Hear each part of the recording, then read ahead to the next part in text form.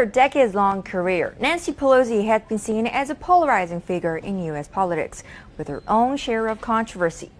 She's come under fire a few times in Congress over her husband's stock investments, with lawmakers accusing her of insider trading and using work information for personal gains. For example, her husband, Paul Pelosi, sold up $5 million worth of stock in NVIDIA, a major semiconductor maker, just before a vote on a bill over the U.S. chip manufacturing industry.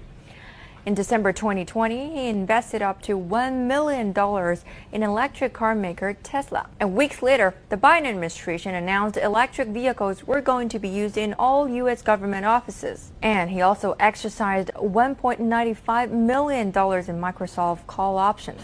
Weeks later, the tech giant secured a $22 billion contract with the U.S. Army.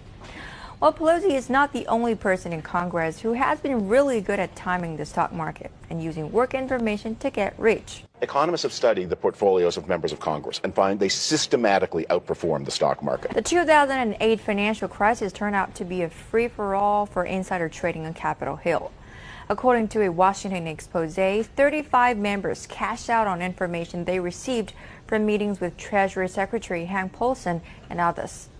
And when people found out their representatives were making money that way, there was big enough outcry to spur House Democrats to start work on a bill banning lawmakers, spouses, and senior staff from trading stocks.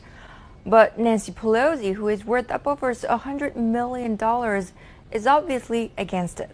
Should members of Congress and their spouses be banned from trading individual stocks while serving in Congress? No, I don't know to the second one. This is a free market and people... We're a free market economy. They should be able to participate in that. So to pass a law helping certain corporations in exchange for money is corruption. But to buy the stock in the company, then pass the law is a free market. Does that make any sense? Well, one thing at least is for sure. Until the ban comes into force, members of Congress like Nancy Pelosi will continue to have an edge over regular people. And it'll be all legal, which is just what makes corruption so easy.